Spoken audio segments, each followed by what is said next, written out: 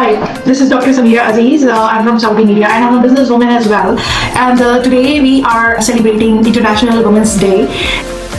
We are organizing just to encourage and empower the women, whatever they are doing to make this world a better place to live in.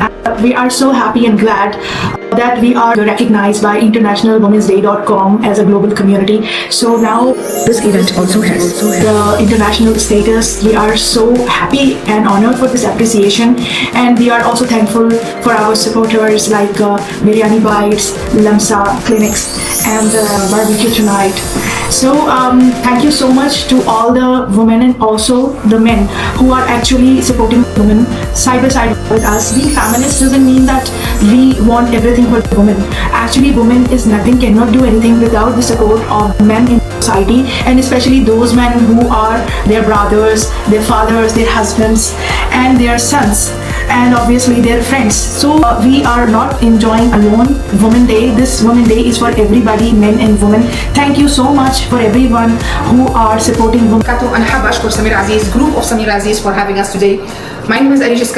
Let me talk to you about the single mothers in Saudi Arabia. كوني أنا سعودية, single mother, ربة 4 أطفال.